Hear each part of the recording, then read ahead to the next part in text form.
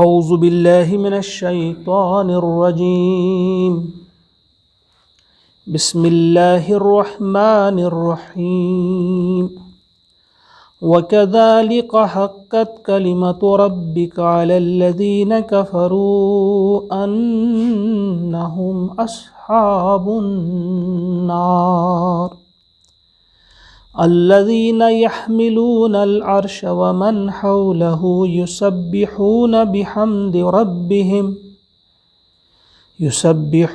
بِحَمْدِ رَبِّهِمْ وَيُؤْمِنُونَ بِهِ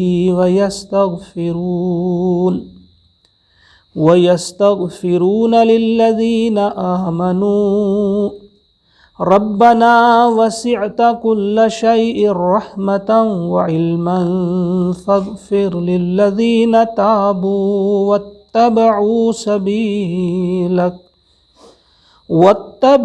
سَبِيلَكَ وَقِهِمْ عَذَابَ الْجَحِيمِ صدق اللہ العظیم۔ کل آپ کے ذہن میں ہوگا کذبت قبلہم قوم نوح، کل قوم نوح کا تذکرہ آیا تھا کہ انہوں نے بھی جھٹلایا اپنے پیغمبر یعنی نوح علیہ السلام کو، والاحزاب من بعدہم، اور ان کے بعد دوسرے جو جتھے تھے، مضبوط جتھے تھے، کئی گروہ، کئی قومیں، انہوں نے بھی جھٹلایا اپنے رسولوں کو۔ وَحَمَّتْ كُلُّ أُمَّةٍ بِرَسُولِهِمْ، پکا ارادہ کیا ہر امت نے اپنے رسول کے بارے میں لِيَأْخُذُوهُ، کہ وہ انہیں پکڑیں، انہیں گرفتار کریں اپنے رسول کو۔ وَجَادَلُوا بِالْبَاطِلِ، اور جھگڑا کیا انہوں نے باطل طریق سے، ناحق جھگڑا کیا اپنے رسولوں سے۔ لِيُدْحِضُوا بِهِ الْحَقَّ، تاکہ وہ پسپا کریں، گرا دیں، ہرا دیں اس کے ذریعے، یعنی باطل کے ذریعے حق کو۔ جب انہوں نے ایسا کیا فَأَخَذْتُهُمْ، پھر اللہ تعالیٰ نے فرمایا کہ پھر میں نے ان کو پکڑا، فَأَخَذْتُ، پکڑا میں نے پھر ان کو، ہم ان سب کو، فَكَيْفَ كَانَ عِقَابِ، پھر کیسی رہی میری سزا، کیسا تھا پھر کیسی تھی میری وہ پکڑ۔ یہ الفاظ کئی مقامات پر اور بھی آئے ہیں، ایک اور جگہ اسی طرح سے آیا فَكَيْفَ كَانَ عِقَابِ، اور کئی جگہوں پہ آیا فَكَيْفَ كَانَ نَكِيرٌ، پھر کیسا رہا میرا انکار کرنا، نکیر انکار کرنے کو، اور سزا کو بھی کہتے ہیں۔ پھر کیسی رہی میری سزا، پھر کیسا رہا میرا عذاب، فَكَيْفَ كَانَ نَقِيرٌ، کئی مقامات پہ آیا ہے، میں آپ کو بتا دوں گا کون کون سے مقامات ہیں، اور کچھ جگہ پر آیا فَكَيْفَ كَانَ عِقَابِ، یعنی ایک سٹائل ہے، یہ اسلوب ہے قرآن کا، اللہ تعالیٰ کے سمجھانے کا، کہ جب اللہ کا عذاب آتا ہے تو کیسا ہوتا ہے، اس میں کیسی شدت ہوتی ہے، وہ کس قسم کا ہوتا ہے، وہ ہمیں سمجھایا جا رہا ہے۔ فَكَيْفَ كَانَ عِقَابِ، پھر کیسی رہی میری سزا، یعنی ان سے بھی کہا جا رہا ہے جو اس کو موجود تھے کہ دیکھو ذرا ان قوموں کے بارے میں۔ ایک اور مقام پہ کہا گیا ہے کہ وہ تو طاقت والے تھے، ان کے سامنے تو یہ قریش مکہ جو ہے کچھ بھی نہیں ہے، زیرو ہے ان کے سامنے، وہ بڑی بڑی طاقتوں والے تھے، بڑا مال ان کو ملا تھا، ہر چیز ان کو ملی تھی، لیکن جب میں نے ان کو پکڑا تو پھر ان کا نام و نشان کہیں نہیں ہے، ان کو مٹا دیا۔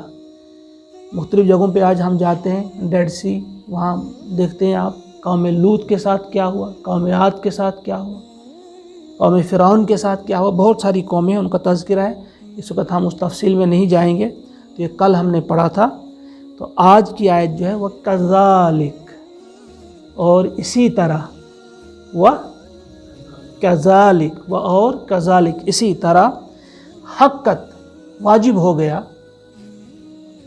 اسی طرح سے ثابت ہو گیا یا واجب ہو گیا، کلمت ربک، آپ کے رب کی بات یا آپ کے رب کا فیصلہ، اسی طرح سے واجب ہو گیا آپ کے رب کا فیصلہ، अलल्लज़ीना कफ़रू, उन लोगों पर जिन्होंने कुफ्र किया, यानी उन पर अब उन्होंने साबित कर दिया अपने आप को इस काबिल कि अब उनके लिए जहन्नम है। अन्नहुम, ये कि वो सब हैं अस्हाबुन नार, आग वाले। ये कौन सा फ़ैसला है जो हमने पहले जो आप पढ़ चुके हैं कि जब आदम अलैहिस्सलाम और हज़रत हवा को भेजा गया, नीचे जाओ, अब जो पैरवी करेगा जो कुछ भेजा जा रहा है उसके लिए क्या होगा। और वो लोग वल्लज़ीना कफ़रू व कज़्ज़बू बि आयातिना उलाइका अस्हाबुन नार हुम फ़ीहा खालिदून, जो कुफ्र की रविश इख्तियार करेंगे और झुटलाएंगे वो अस्हाबुन नार होंगे। पहले ही दिन का ये फ़ैसला हो चुका है। कानून ने अपने करतूतों से साबित कर दिया, अपने अमल से साबित कर दिया कि वो बग़ैर तौबा के मर गए, यहाँ भी उन पर अज़ाब आ गया और अब वो हैं वासिल ब जहन्नम होने वाले। अब उन्हें जहन्नम में झोंक दिया जाएगा। उन्होंने अपने आप को ऐसा ही साबित किया कि वो इसी काबिल हैं। फिर देखिए आप, व कज़ालिका, और इसी तरह कज़ालिक हक़्क़त कलिमतु रब्बिक, सबत हो चुका आपके रब की बात, वाजिब हो गया आपके रब का ये फ़ैसला, यानी उन्होंने अपने आप को इस काबिल ठहरा लिया, अपने आप को खुद ही ऐसा साबित कर दिया। किन लोगों ने? अलल्लज़ीना कफ़रू, वो लोग जो जिन्होंने कुफ्र की रविश इख्तियार की, जिन्होंने कुफ्र किया, इनकार किया। अन्नहुम, ये कि वो सब हैं अस्हाबुन नार, आग वाले। अस्हाब क्या होता है? साहिब की जमा, साहिब वाले को कहते हैं, जिसे हम कहते हैं साहिब इल्म, इल्म वाला, साहिब इज़्ज़त, साहिब अक्ल, अक्ल वाला। तो इसी तरह से साहिब नार, आग वाला। अस्हाबुन नार हैं वो, यानी आग वाले हैं। अस्हाबुल जन्नह, जन्नत वाले, यानी वो बाग वाले, और ये आग वाले। उन्होंने साबित किया कि वो आग वाले लोग हैं। जिस तरह से एक जगह फरमाया अल्लाह ताला ने, वलक़द ज़रअना लिजहन्नम कसीरम मिनल जिन्नि वल इंस, यानी अल्लाह ताला ने तो पैदा ही की है, बहुत सारे पैदा इंसान ऐसे बनाए हैं और जिन्नात जिनको जहन्नम में झोंकना है, जिनका जहन्नम में जाना ही जाना है, क्योंकि अल्लाह को मालूम है कौन क्या करेगा। अब यह है कि हम और आप किस रविश पर चलेंगे, कि कौन सा रास्ता इख्तियार करेंगे। हम में और आप में कौन चाहता है कि वो अस्हाबुन नार में उनका शुमार हो? चाहता है कोई? अल्लाह बचाए। बल्कि अस्हाबुल जन्नह, गोया हम आग वाले नहीं बल्कि बाग वाले हैं। हमने कोशिश करनी है, हमने भरपूर जिदोजहद करनी है कि हम आग वाले न बने बल्कि बाग वाले बने, जन्नत वाले बने। तो उनकी इस रविश का तज़किरा करने के बाद कि वो आग वाले लोग हैं, उनने अपने आप को साबित किया कि वो इसी काबिल हैं। अब जहाँ भी काफिरों का तज़किरा आया है, अल्लाह के नाफरमानों का तज़किरा आया है कुरान मुक़द्दस में, साथ ही फिर ईमान वालों का भी तज़किरा है कि उसके मुकाबिल और लोग भी हैं। अब उनके बारे में देखिए क्या फरमाया जा रहा है। अल्लज़ीना, और रहे वो लोग, अल्लज़ीना वो मखलूक, कौन सी मखलूक? यहमिलूनल अर्श, जो अर्श उठाए हुए हैं, यानी हामिलीन अर्श वो फरिश्ते हैं, हामिलीन अर्श फरिश्ते। वमन, और जो हौलहु, उसके गिरदा गिर्द रहते हैं, जो उसके आसपास रहते हैं, उसके इर्द गिर्द रहने वाले फरिश्ते। एक तो हामिलीन अर्श और फिर उनके इर्द गिर्द रहने वाले फरिश्ते जो हैं, ये सब भी होना, वो तस्बीह बयान करते हैं बेहम्द, हम्द के साथ, रब्बिहिम, अपने रब की, वो अपने रब की हम्द के साथ तस्बीह बयान करते हैं, अपने रब की पाकी बयान करते हैं। व युमिनून बिही, और ईमान रखते हैं उस पर, अल्लाह को मानने वाले हैं, अल्लाह पर ईमान रखते हैं। वो यस्तगफिरून, और दुआए मगफिरत करते हैं, वो माफ़ी की दुआ मांगते हैं। लिल्लज़ीना आमनू, ईमान वालों के लिए, मोमिनों के लिए दुआए मगफिरत करते हैं। कौन करते हैं ये? हामिलीन अर्श फरिश्ते, اور ان کے ارد گرد رہنے والے فرشتے.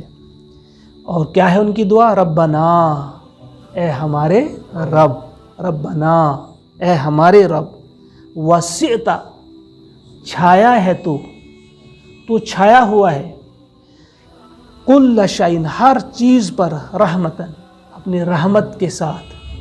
یعنی دوسرے لفظوں میں تیری رحمت ہر چیز پر چھائی ہوئی ہے. وہ علم، اور علم، یعنی تیری رحمت اور تیرا علم جو ہے وہ ہر چیز پر چھایا ہوا ہے، ہر چیز پر ڈھانپ لی ہے ہر شے تیری رحمت نے اور تیری علم نے. وَفَغْفِرْ، پس تو معاف کر لے، لِلَّذِينَ، ان لوگوں کو، تابو، جنہوں نے توبہ کی، جو پلٹ کر آئے تیری طرف، غلطیاں ہوئی لیکن اس کے بعد پھر انہیں رجوع کیا، توبہ کی.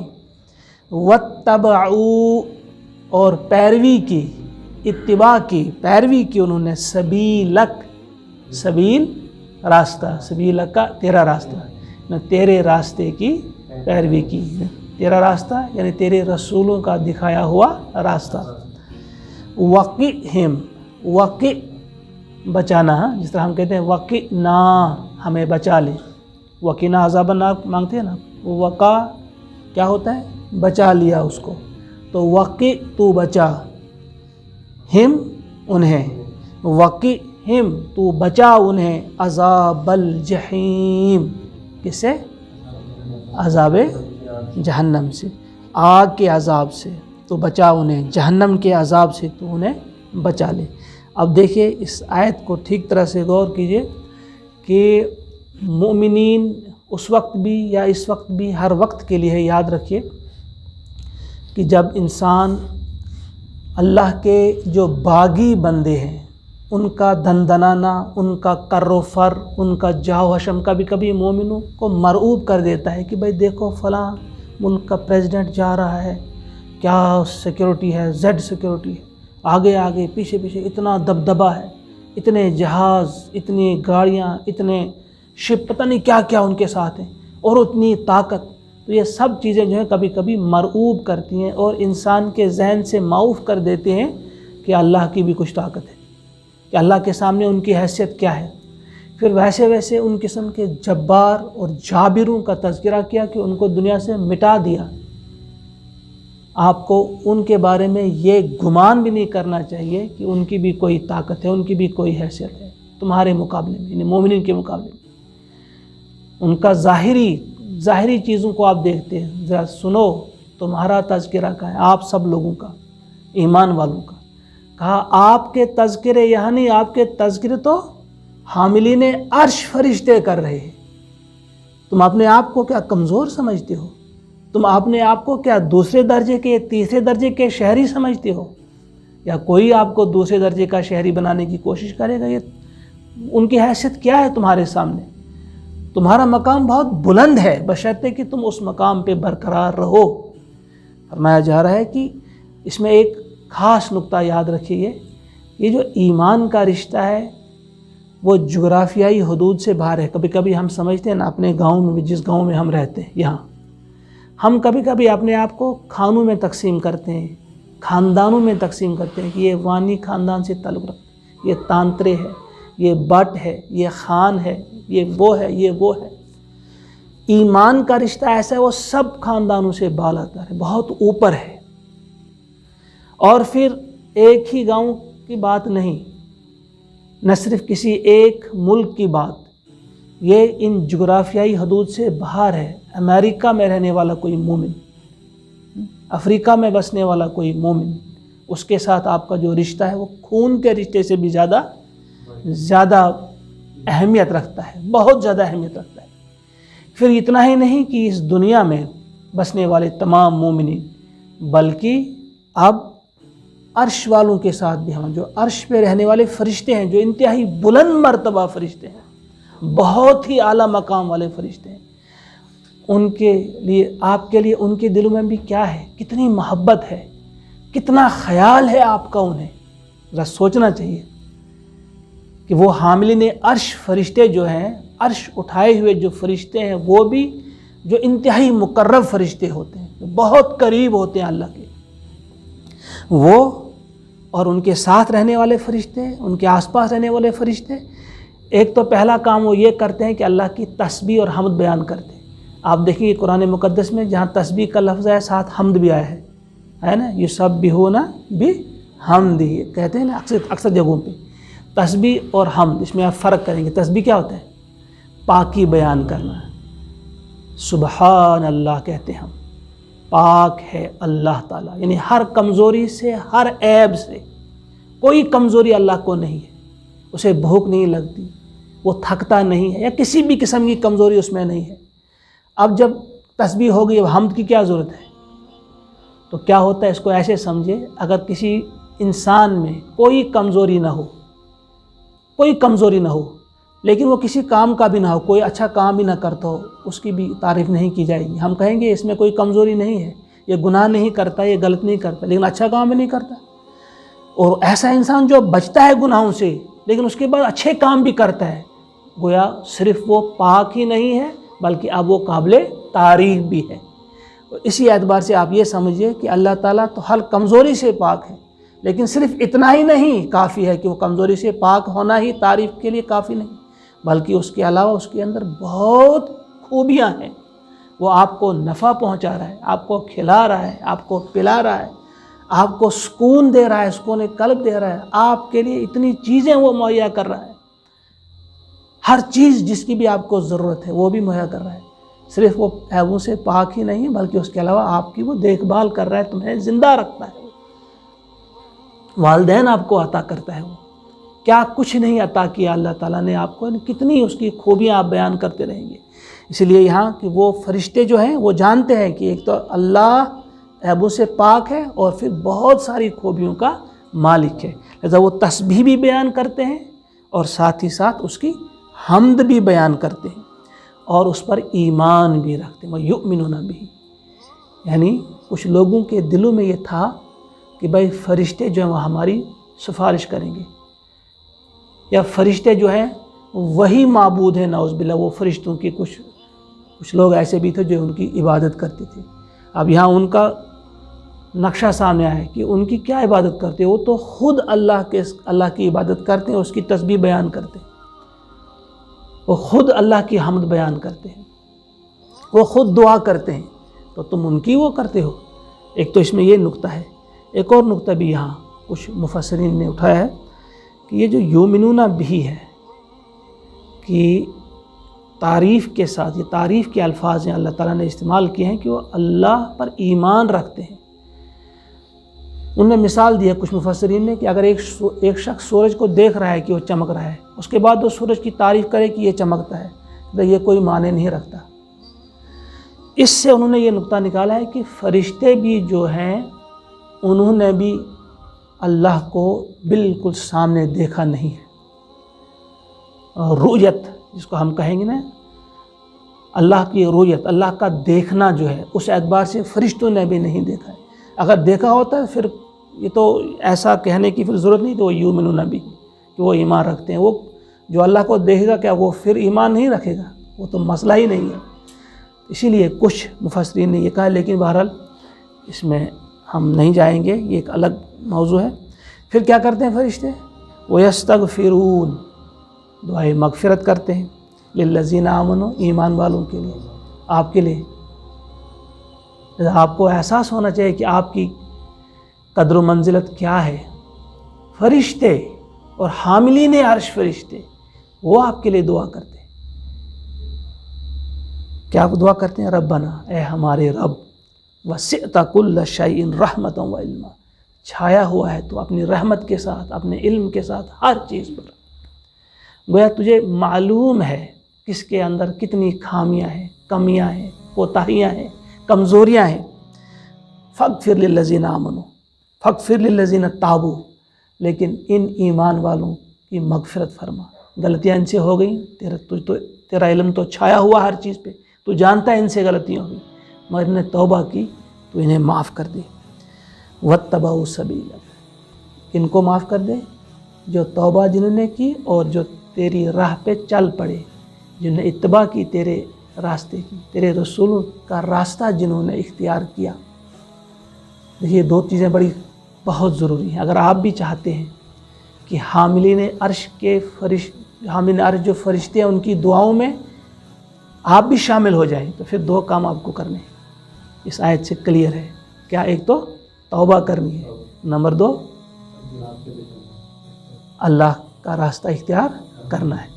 اللہ کا راستہ کیا ہے؟ جو اللہ کے رسول نے ہمیں دکھایا ہے، قرآن، یہی اللہ کا راستہ ہے۔ اس راستے کو اختیار کرنا ہے، گویا ہم نے کوشش کرنی ہے، ایک زبردست ہماری کوشش ہو کہ اس راستے پہ ہم چلیں۔ اور پھر کیا دعا کرتے ہیں؟ وَقِهِمْ عَذَابَ الْجَحِيمِ، بچا لے انہیں جہنم کے عذاب سے۔ بڑی خوفناک جگہ ہے جہنم، انتہائی خوفناک جگہ ہے جہنم۔ اس جگہ کی ہمیں فکر کرنی ہے۔ اس دنیا میں بہت کم عرصہ ہمیں رہنا ہے، بہت ہی کم عرصہ رہنا ہے، اور اس کے بعد جو ہے اصل زندگی شروع ہونے والی، اصل زندگی اس کے بعد شروع ہونے والی۔ وہ ایسی زندگی ہے کہ جس زندگی کا اختتام نہیں ہوگا، ابداً ابدا پڑھتے رہتے، ابداً ابدا۔ یہاں اس زندگی میں ایک عرصہ تو ہم نے کاٹ ہی لیا، اب کتنا باقی ہوگا کسی کو معلوم نہیں، لیکن جتنا بھی ہوگا بہرحال وہ قلیل ہوگا، بہت کم ہوگا۔ لیکن اہمیت ہے اس کم وقت کی بہت زیادہ۔ اسی کم وقت میں آپ نے وہ بہت عظیم مقام حاصل کرنے کی جدوجہد اور کوشش کرنی ہے۔ اس کو کوشش جو ہے آپ کی اور ہم سب کی ہونی چاہیے۔ لہذا ان آیات کو ایک بار ہم، یہ دو ہی آیات ہیں، ایک بار ہم پھر پڑھیں گے، اچھی طرح سے اب ذہن میں رکھیے۔